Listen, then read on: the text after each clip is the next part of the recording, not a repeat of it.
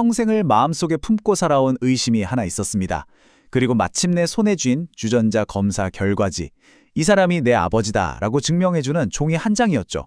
하지만요, 그게 바로 법정에서 모든 걸 뒤엎어버리는 아주 극적인 사건의 시작이 될 줄은 정말 아무도 몰랐습니다. 우리 보통 그렇게 생각하잖아요. 유전자 검사 결과 딱 나오면 이건 뭐 빼도 박도 못하는 절대적인 증거라고요.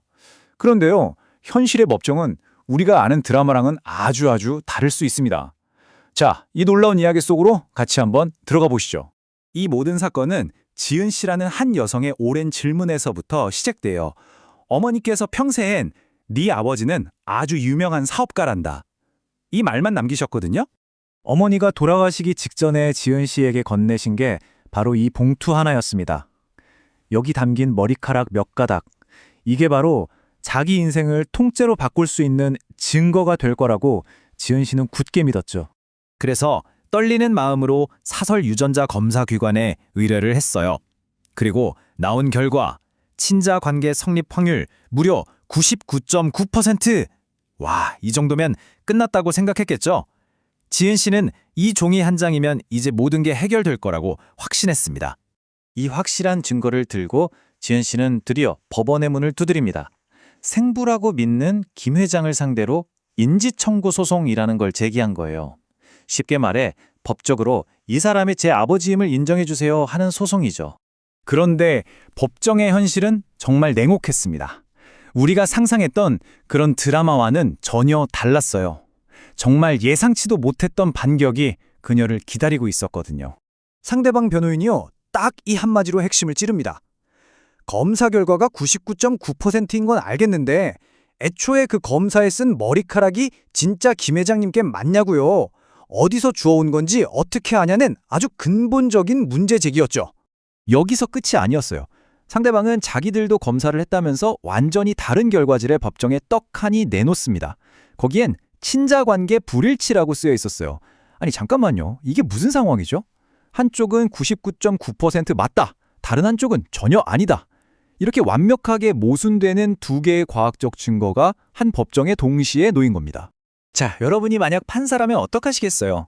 한쪽은 과학적으로 99.9%라는데 다른 쪽은 과학적으로 절대 아니래요. 법원은 과연 누구의 손을 들어줘야 할까요? 이 미스터리, 과연 어떻게 풀렸을까요? 법원은요, 단순히 결과지에 적힌 숫자만 보지 않았습니다. 그것보다 훨씬 더 중요한 법원이 진짜로 따지는 기준이 있었기 때문이에요. 핵심은 바로 이 대법원 판례에 있습니다. 아주 명확하죠? 그러니까 법원은 결과지라는 종이보다 그 검사가 어떤 과정을 거쳐서 이루어졌는가, 그 출처와 절차를 훨씬 더 중요하게 본다는 겁니다. 그래서 이 사건의 결정적인 포인트는 바로 이거였습니다. 지은 씨가 가져온 그 머리카락이 정말 김 회자의 것이라는 걸 객관적으로 증명하지 못한다면 99.9%라는 숫자는 법정에서는 아무런 힘도 갖지 못한다는 거죠. 그럼 증거가 불충분하니까 에이 재판 끝 하고 그냥 끝내버렸을까요? 아닙니다. 특히 이런 가족관계 소송에서는요, 법원에게 아주 특별한 의무가 주어지거든요. 그게 바로 직권주의라는 원칙입니다. 보통 소송에서는 당사자들이 알아서 증거를 가져와서 싸워야 하잖아요. 그런데 누가 누구의 자식인가 같은 이런 혈연 관계 문제는 한 사람의 정체성과 직결된 너무나 중요한 문제이기 때문에 법원이 직접 나서는 겁니다. 그러니까 판사님이 그냥 뒷짐지고 자, 증거 가져오세요 하고 기다리는 게 아니에요. 마치 탐정처럼 직접 진실을 찾아 나서야 할 의무가 있다는 뜻입니다. 당사자가 증명을 잘 못하더라도 말이죠. 그래서 법원이 이 모든 혼란을 끝낼 아주 명쾌한 해결책을 내놓습니다. 양쪽 다 못 믿겠으니 법원이 지정하는 공신력 있는 기관에서 법원의 감독 아래 다시 제대로 검사 받으세요 하고 명령을 내린 거죠.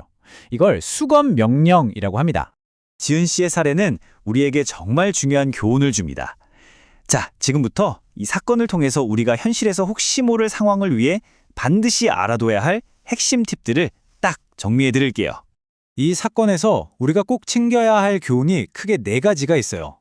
사설 검사의 한계, 그리고 법원 명령의 힘, 소송을 할 수 있는 기간, 그리고 어떤 소송을 해야 하는지까지 이 4가지는 꼭 기억해 두세요. 첫째, 혼자 몰래 한 유전자 검사는 그냥 참고자료일 뿐이라는 거 법정에서 가장 확실한 증거는 법원의 수검 명령에 따른 공식 검사라는 점, 이게 제일 중요합니다. 근데 만약 상대방이 이 검사를 거부하면 어떻게 될까요? 그럼 법원은 그 행동 자체를 친자 관계가 맞으니까 피하는구나 이렇게 보고 그 사람에게 아주 불리한 판결을 내릴 가능성이 높습니다. 그리고 두 가지 더. 만약 부모님이 이미 돌아가신 경우라면요. 사망 사실을 알게 된 날로부터 2년 안에 소송을 해야 해요. 이 기간 놓치면 안 됩니다. 또 하나, 내 아버지를 찾아달라는 인지청구 소송이랑 우리 가족관계 등록부, 그러니까 호적상 아버지가 내 친아버지가 아니라고 밝히는 친생자관계 부존재 확인 소송은 완전히 다른 거니까 목적에 맞게 잘 선택해야 합니다.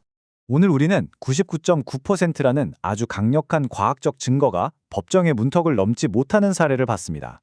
이건 뭘 의미할까요? 과학적 사실과 법이 인정하는 진실 사이에는 절차적 정당성이라는 아주 중요한 다리가 놓여 있다는 걸 보여주는 거죠. 여러분은 이 둘의 차이에 대해 어떻게 생각하시나요?